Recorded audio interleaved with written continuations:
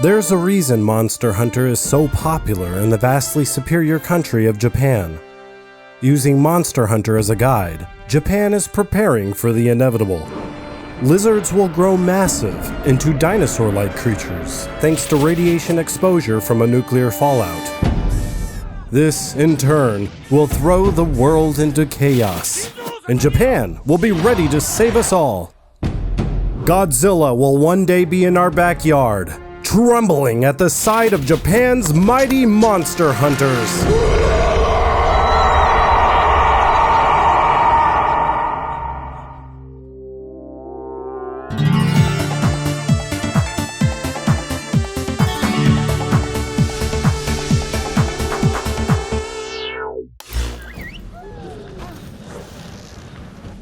Monster Hunter World is impressive in every sense of the word. Its scope is beyond that of any other game at the price. With this title, Capcom proves itself to be one of the best developers in the game industry, able to pull off a plethora of mechanics without a single hitch. It's impressive, as I can also imagine it's pretty hard to balance an RPG with this kind of scale. Monster Hunter World is a fairly fast-paced game based entirely on exploration, from tracking lizards to hunt, to gathering herbs. From fishing, to breaking the horns of Kelby, those poor goats. If you've never played a Monster Hunter game before, I'd say World is a great place to start. It doesn't have the steep learning curve plagued by the past titles. While it's still a little difficult to learn the controls and other strict RPG mechanics, it's not as bad as before. This one comes complete with a training area and eased up on some of the more advanced mechanics, streamlining the flow of the action, making it more accessible to newbies. This is a lot better than the older games, which threw you right in and expected you to figure everything out on your own. I didn't know what the heck I was doing in Monster Hunter Freedom Unite on the PlayStation Portable. First thing I did was wander out naked into a snowstorm and die. I first learned the mechanics with Monster Hunter Tri on the Nintendo Wii, then migrated to Monster Hunter 4 Ultimate on the Nintendo 3DS. But now with World, the series' first console release in 8 years, I can't imagine ever going back to the handheld games. The 3DS controller just isn't built for a series like this. You know, if they just made the camera a little bit easier. Well, looks like there's actually a way to move and use the camera. Monster Hunter games don't function like other games, so you'll experience a lot of trial and error until you get comfortable with its mechanics, similar to the Souls games. If you like Dark Souls, and I know you do, World may be your next obsession, because Monster Hunter World is the Jurassic Park of Dark Souls. It's a Jurassic World. It plays similarly to the Souls series in the RPG elements and in the variety of playstyles through the different, well-balanced weapons, their status effects, and other strategies. It's similar in that you are bettering yourself as a player rather than relying on perks or upgrades to make the game easier, like Fallout 4's upgrade system or something. Like Dark Souls, there's a lock-on, which you should never use. Casual. You need to time your dodges perfectly and plan your next move accordingly. The long attacks as well as some item animations cannot be cancelled out. You're stuck with your choice and have to deal with the consequences. As it should be. The lush, open world, well-coded AI, the strategic variety, and the overall freedom you have all work together in ensuring each and every hunt feels truly unique and special. It's about as unpredictable as you would expect hunting monsters to be, though with enough play, you'll catch on to some patterns and come to realize it's just as formulaic as the past Monster Hunter titles. There's a whole ecosystem developed into each unique world, each with their own flora and fauna. There's even day and night cycles as well as a dynamic weather system, making for some gorgeous skyboxes. It's astounding just to sit back and observe the hierarchy, watching monsters go about their lives in these open landscapes. The large monsters will feed, shoot loogies, and interact with one another. The seamless integration of multiple monster AIs feels very organic. As you would expect, each and every monster in the game behaves differently. Some monsters will attack you on sight, while others will be completely oblivious to you. In battle, the monsters all have their own unique attacks and evasive moves. Each monster reacts differently to threatening situations. Some may retreat at the earliest signs of danger, while others will fight you to the death. Monsters generally do become aggravated, encouraging you to change up your playstyle and focus more on defensive or long-range attacks. Oftentimes, the monsters will grow hungry and retreat in order to find a quick snack for energy. You can take advantage of this by feeding them laced meat. They will also grow tired and retreat to their nest to sleep like a baby. It's best to hunt or capture them before they get a chance to recover by never letting up on them. Just keep at it. All of these different patterns and behaviors encourage you to strategize your approach to each new monster by upgrading your equipment with status effects and managing your item loadout with useful tools. All of the creatures inhabiting each lush, vibrant world are all beautifully designed in their animations, models, and textures. The artistic design of each monster is detailed and captivating, giving you a sense of wonder and excitement with each new encounter. You'll bump into such a large variety of creatures, all very creative and different. There's an electric squirrel, a slimy lizard, a beautiful butterfly, the skinned dog from Resident Evil, Puff the magic bat, Roar the tyrannosaur, and my favorite, Bird Brain.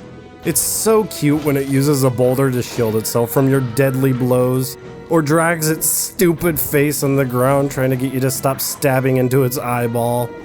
As you progress, you will notice some similar monsters, but all with new designs. Some assets were reused, such as animations and tweaked models, which isn't even very noticeable and excusable given the quantity of wildlife. And all the animations flow seamlessly and look remarkable. In some cramped areas, you may notice animations going on the fritz, some jumping around and stuff like that, but otherwise each creature's animations blend together very well. The collision hitboxes are also pretty forgiving, but there will be rare instances where you'll get knocked down by an attack that didn't connect. This may be due to latency in a multiplayer setting, but I don't know.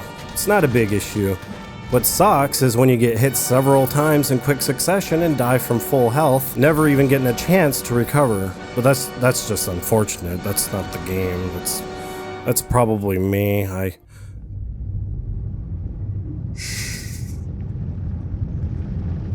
Do you hear it? The sound of Get Good. The character creation is completely passable. I do like their character models and design. You can make some fairly unique avatars through the variety of preset features. You can even give a woman an impressive beard. If you don't care for it, you could simply use some of their presets and tweak them to your liking. You can make Cloud Strife from Final Fantasy VII. Or you can make a beautiful woman, like Tommy Wiseau. It may not come out right. I also like the fact that you can change the lighting to give you a better idea of what it would look like in-game. Many other games need to take example from this, as in Dark Souls. I would finalize my masterpiece after countless hours of deliberation in the character customization menu. I would have my avatar exactly the way I want it to be. It is perfect. But upon loading into the game, I reel back at the terror I just unleashed. As far as the story goes, I never really played Monster Hunter for its story. I guess it's alright, but I'll admit I skipped through all the dialogue. I get pretty impatient between monster battles, and I don't really care what the NPCs have to say, and they sure do say a lot. So if you're into story in an RPG, there's plenty of that. Not a real meaningful story as you would expect. The plot is that a ferocious monster is tearing through the world, wreaking chaos and inconveniencing everyone. The various other monster hunters band together in putting a stop to it and restoring the balance of nature or something. I'm pretty sure all the games have the same plot, but like I said, don't flame me in the comments. I really don't pay attention to the story. How can you say you're a Monster Hunter fan and not pay attention to the story, Fungo? Alright, it's time for your crash course in Monster Hunter lore, so let's dive in. The linear storyline progresses through various stages with some grandeur moments in the discovery of new areas with scripted monster encounters and other unpredictable moments. Though thrilling, I'm sure, I still recommend you take your time with the game's story. If you barrel through the assignment stages, you may find yourself underleveled and having a hard time. It's good to go on a few hunts between story missions, such as with the optional missions, to better yourself as a player, as well as craft yourself better armor, weapons, and upgrade your stats and so on. Along with completing the assignment or optional missions, you unlock upgrades through town in order to gain resources through automation, making the game a little bit more lenient as time goes on. Items you used to have to go out of your way for become more accessible later through the shops to reduce the grindy aspects. The gathering aspects are produced automatically and are ready to collect after each quest. This is done through cultivating and the Tail Raider safaris. These are adorable little cat warrior sidekicks called palicos. And you also get your very own to customize in order to take with you on hunts. How can you deny having one of these around? Oh, so cute. Look at their armor sets. You can tell they were aiming for cute. Come on. Some are just plain silly. Ah, this one looks sweet. The gameplay is better than ever before, and I stand by all its new changes. This game in the long-running Monster Hunter series has been, I guess you could say, casualized in comparison to its predecessors, slightly. Many diehard fans may have blown a gasket over these small changes, but I feel the gameplay design was intentional and necessary for pacing and evolutionary purposes. Many changes alleviate the player's workload, resulting in quicker spouts of gratifying resolve. These new modernized mechanics are necessary and affect the game far more positively than negatively. For instance, you no longer have to farm for whetstones, which sharpen your weapons on the fly in order to increase damage and prevent your attacks from being deflected off the monster's armored parts. One less thing to worry about. The amount of time to sharpen your weapon is punishment enough. You no longer need to drink hot drinks in snowy areas and cold drinks in desert-like areas. That's okay, as I hated having to remember to lug those with me. There are other small little details you can nitpick all day if you want, but you have to admit the new additions to World are more than welcome. They put so much focus on world building this time around, as they decided to completely remove the loading times between zones. I absolutely love rodeoing those monsters, but God knows how frustrating it was when the monster got too close to the next area, resulting in a loading screen and a complete reset of all the action. Most worlds are pretty massive with so many different ways to interact. More detail and care was put into the first two areas, but the rest are all fine. There's so much to climb, see, and do. There are various status-inflicting plants and environmental traps to aid your hunts. The monsters sometimes go into turf wars and fight each other, making for a nice little strategy where you run the weaker monsters into the stronger ones in order to let them duke it out. The hunting mechanics were redefined in so many glorious ways. In Monster Hunter World, you can hide in bushes and stealthily sneak by monsters if you so choose. With a net, you can catch small critters for research and make your room into a zoo of these things. Who wouldn't want a dino bird? It's the best pet to have. Ooh, look at my aquarium. You can fish, then fish for a larger fish. Then look at your aquarium. You can collect objects to shoot from your arm slinger and knock out stun and blind creatures. These mechanics are all very tactical and immersive. With this modern title in the series, they sped some aspects up and minimized the feeling of grinding for materials, which are more plentiful. While there are still going to be long hours of hunting monsters from materials to forge or gathering ingredients to craft, it never becomes tedious with its streamlined pacing. You move faster, gather items faster, zipline for speed, and many other small details. And you even get these nifty glowing scout flies to assist you in finding and marking various resources on your map, as well as guide you in tracking down monsters. And I cannot imagine the game without it. Many longtime fans were worried about this waypoint system through these glowing scout flies. They give you a general idea of what lies around you and where to go, leading you to various monster traces such as sheddings, carcasses, and footprints. After discovering and researching enough evidence left behind of various monsters, you can track them down easier, eventually showing themselves on your map after only a few collected traces. And by the way, the map is awesome. But thanks to the scout flies, it makes it so you don't have to go through the same routine of tracking the same monster over and over again. The waypoint system is not only great for pacing purposes, but it leads to various rewards. The research points you acquire accumulate and give you information regarding the monsters, such as their weaknesses. You can also unlock investigations, which are limited use quests with randomized yet great material rewards. The way this mechanic was handled gives you incentive to track down monsters, and it never gets boring. This, in tandem with the other hunting mechanics, makes you feel like you're actually hunting in a video game. I know that may sound kinda silly, saying a hunting game feels like a hunting game, but look at the Cabela games. Those stopped feeling like hunting games since the PlayStation 2 days. They're just action shooter games now. You're shooting animals. That's it. The one major problem I have comes down to the multiplayer. Despite each lobby allowing up to 16 players at a time, it feels more like a step backwards from the other games, the handheld ones. I'm pretty sure in the conception stage it sounded like a good idea, and I kinda see what they were going for, but the execution of it was not as good as it could have been. They thought if they threw people in the lobbies with each other, they'd play together, but that is not usually the case. In fact, everyone just ignores each other. I know this is a common thing with MMOs and other multiplayer games, but it's worsened by the fact that you cannot see the other players within the town. Visibility of the players that you are connected online with is restricted to the Gathering Hub, which has its own set of problems. Because you can accept quests at any quest board in town, the Gathering Hub is rendered moot. As such, it's almost always deserted. No one has any reason to go here for anything other than the arena quests or creating and leaving a squad, which is basically an in-game friends list. On top of that, the game doesn't load you back into this area after each quest, making you go out of your way to head back, so you don't. To encourage people meeting at the Gathering Hub, making friends, and forming squads, the game could have simply dropped you in that area after completing a quest. Because it doesn't, you really don't get to interact with other players in a meaningful way. You can't show off your cool armor sets or all the unique gestures you may have paid extra money for. You can invite friends and get them to meet you at the Gathering Hub to prove to them how much of a pro you are at arm wrestling or mashing circle. Metal Gear Solid's torture scene has prepared me for this day. Press the circle button repeatedly to regain your strength. Take your thumb and put it on your index finger like that. And put it on whatever button you want to mash. Let's say X. And then...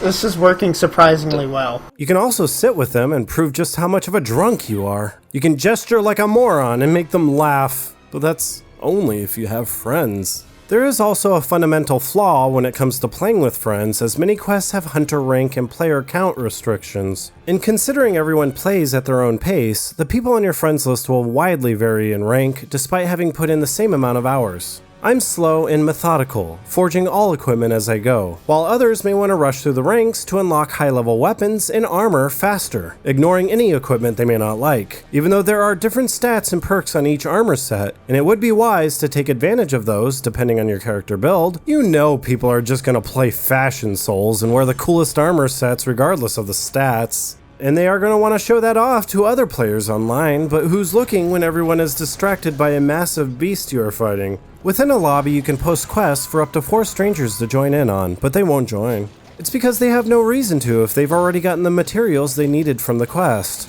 And when other people are posting quests, you don't have any reason to play them for the same reason. So what you end up doing is leaving on a quest alone and calling people in via SOS flares, a new feature. And anytime you're looking to play online and grind for certain materials from hunting specific types of monsters, you find yourself also answering SOS flares.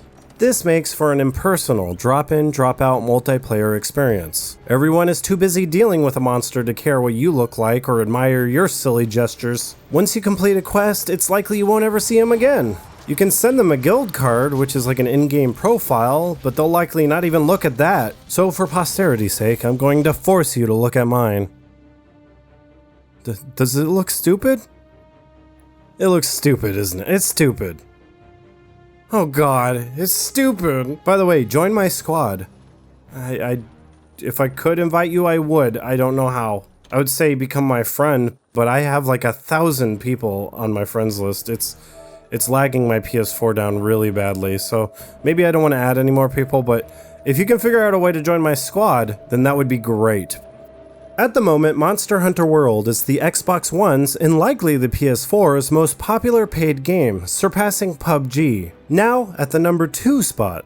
On top of that, Capcom announced 5 million units sold, making this iteration the best-selling game in the Monster Hunter World franchise, and it deserves it. I swear, even the PlayStation Network crashed on launch day because of this game. Sony made no official statement about it, however, but I was there when it happened. So, in summary, Monster Hunter World is a slow burn game that pays off with a little patience. If you are generally turned off by games like this, I'd recommend still giving it a shot, because it's still a very fresh and captivating experience. But I really think Monster Hunter World is a fantastic game. I would give it a 9.5 out of 10 if I rated games. If you do like Dark Souls style of play and don't mind taking on another behemoth of a game, this will be right up your alley and will fill the void brought on by the Souls game drought. This isn't really a Souls game, I know, but it will fill that empty space in your heart. I don't know if any of you are looking forward to Code Vein, which is being dubbed Anime Souls. But hey, Monster Hunter World is a great game to play until that game eventually releases sometime this year. And you know I'll be covering Anime Souls.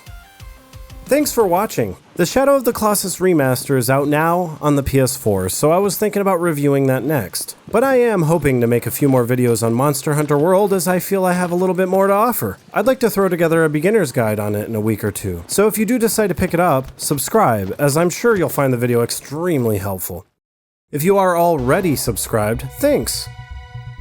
Help me to continue to bring you regular videos by becoming a supporter of mine on Patreon.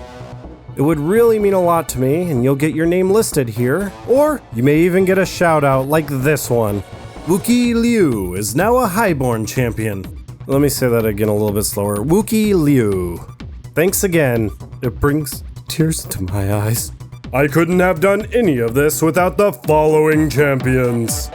Legendary Champion, Rain. Heroic Champion, Tyler Hunter. Elite Champions, Yorcha S. Yartarson and Miami Ink Vampire. You guys are the champions of my soul. So stay tuned and chill out as I am planning something close to a weekly release schedule, and I will stay more active on social media such as Twitter and Facebook. So subscribe, do that Patreon thing, watch more videos, or like, dislike, share, comment, because every teeny little bit helps. Thank you very much.